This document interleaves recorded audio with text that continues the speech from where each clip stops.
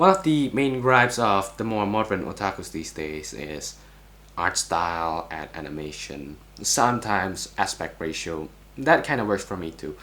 But then again, I don't think it's that big of a deal, and I'm going to go through why with you in this video. Now, I'm someone who's been enjoying anime for a very long time.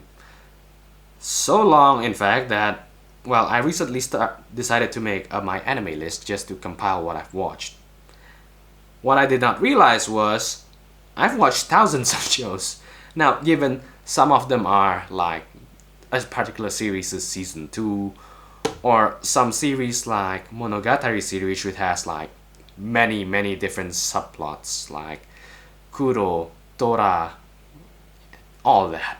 Kizu Monogatari, Owari Monogatari, Kizu Monogatari, which is technically split into three different movies, which basically gets split into 3 different categories in my anime list.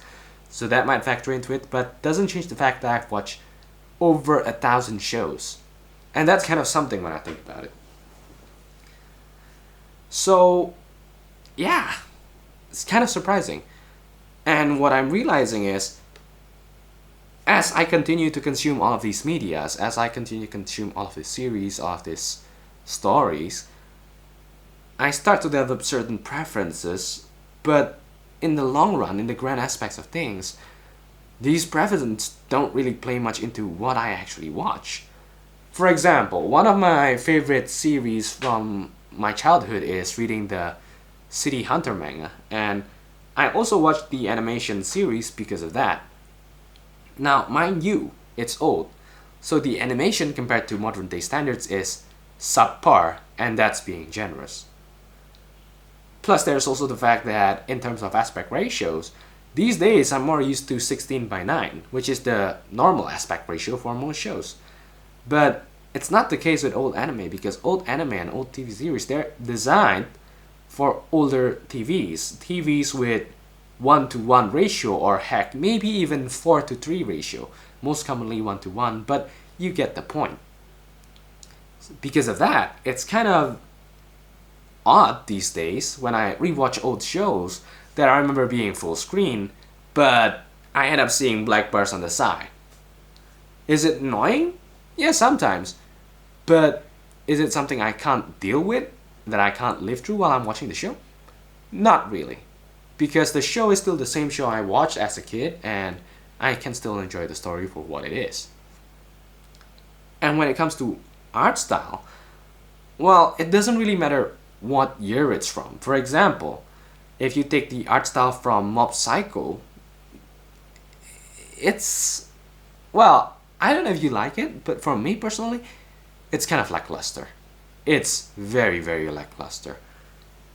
And, well, if I compare to an old art style like City Hunter, I definitely say I prefer City Hunter's art style. And I don't think many people can fault me on that one. Because 1, it's my preference, and 2, because it is what it is. It's just better on average. So what's the big deal? What's the big fuss? The art style is something that develops over time. You see, when authors of light novels, they make novels, they have these illustrators to work with them and illustrate some parts of their novels. And in a manga's case, it's a manga. Unless you're dumb, I think you figured out by now that it's all about the art. And the thing is, the art changes with time. I mean, let's not even talk about different series. Let's talk about the very same series. If you read Komi-san wa Komusho from the very start till the very end, you'll notice subtle changes in the art style. If you read Kanojo Okarishimasu from the very start to the very last, you'll also notice this subtle art style changes. Why? Because the author develops the art style over time, the art style becomes more refined, it gets better and better and better. But that doesn't mean that just because it's more modern, the art style is better. Because remember, it's an accumulation of experience and preference as well. Some people might enjoy the art style of Mob Psycho or One Punch Man, but I can safely say that it's not for me. However, does it hinder me from enjoying the show? No, it's not. Why? Let's be honest. When I started reading Komi-san wa Komusho, it was not my cup of tea in terms of art style. I prefer a more generic art style, and that was very, very specialized. It was very, very disfigured in comparison to a normal art style. However, as I continue to read the series, I kind of forget about that. I just identify Komi-san as Komi-san, Tadano as Tadano, Osana Najimi as the annoying guy. Yeah, I called it. You wanna call a war? Let's call a war. Osana Najimi is annoying. I think most people will agree with me on that. But yeah, as I continue to read more, as I continue to consume the media, I don't think about the art style because I'm preoccupied by the storyline itself. And I think that's what most people, at least the modern otakus, are missing. Their mindset is that I need to be able to enjoy the art. Yes, the art is important because anime is ultimately an animated art. However, the art is not the end-all be-all because the story is arguably one of the most important aspects. I mean, think about it. Would you rather have crappy art but good story or good story but crappy art? I would go with good story, crappy art any time of the day. Except for hentais because I kind of want to see pretty girls and hot girls instead of uglies. You know, I think you'd understand. So it really depends on the context of what you're watching and what you're trying to enjoy out of the show. That's the reason why these shows are different, and I grade them differently. Most shows are good. Heck, all shows that I watch, in my opinion, are good. Unless I drop them in 3 episodes because I give all shows a 3-episode fighting chance. But it is what it is. So, what's my recommendation on this? Well, if you're worried about the aspect ratio, there's not really much I can do about it, but I can just tell you to try and bear with the show for 4 episodes. If you can bear with it in 4 episodes, you'll generally get interested in the actual story of the show to just gain the energy and the strength to just deal with those black bars on the side. Trust me, old shows, there are some treasures, some hidden gems among them. City Hunter? Definitely one of them. But what about art style? As I mentioned earlier with the case of Komi-san, if you can enjoy the story, if you can enjoy the character, sooner or later you're just gonna forget about the art style because, let's face it, even with modern style anime, the art style will be different. But if you do enjoy art style in particular, I do recommend reading the manga instead of watching the anime. Why? Just look at Yojo Senki, the anime, and read Yojo Senki, the manga. Compare the two. I think you'll understand what I'm getting at. But because you're watching an anime, if you care about the art style that much, you won't really be able to enjoy most shows because most shows have different art style compared to one another because the art style of an anime is generally a mixture of the art style of the manga or the light novel, whichever one it's adapted from, and that particular studio's art style. So if you pay attention to which studio produces which work, you'll notice that some studios specializes in certain things. Like for example, Ufotable. They specialize in the number of frames and the smoothness of the animation itself along with the special effects of the animation.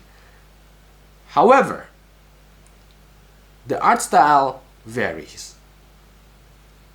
PA Animation, whenever their work includes water or the sea, something like Nagi no Asukara or the currently airing Aquato, the water scenes are amazing. It's beautiful, well done. But the character designs, they could do better. Now, given, as I mentioned earlier, I generally enjoy the show after I give it 3 episodes because I get used to it. So, yeah, that's my recommendation. But if you do like certain aspects of certain shows, it might do you a little good to look into the studio that made the show because chances are if any other shows by that same studio has a similar aspect, like in the case of Aquatope and Nagino Asukara, the water scenes, chances are that studio is gonna nail it in the same or a similar way. So that's one piece of advice you can use to make your watch list. Okay, what about the storyline? Now, I did not mention this at start, but old stories and modern stories are different. Old stories tends to be more focused on a general idea, depending on what the show is about. If we take an example, shows like Hunter x Hunter or Letter B, the main character has his individual goal, but then the story has its own goal as well. So the main character has to juggle both the story's goal, or the situation at hand, with his personal goal. It might be seeking out his father in Gon's case.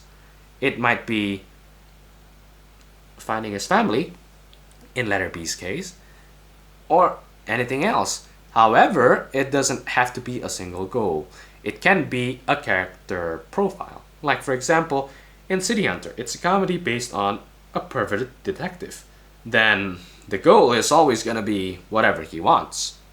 And because each case is different, it's kind of a villain of the week scenario, except this one might not be a week, it might be villain of the month or villains of 3 weeks scenario. But yeah, basically with older shows, if you like the focus of the show, chances are you're gonna enjoy the show.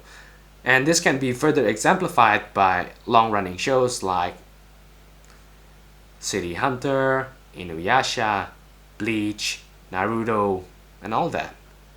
And this is one of the reasons why Naruto fans might not enjoy Boruto, because even though they are similar, they share the same universe, they even share the character, it just feels different.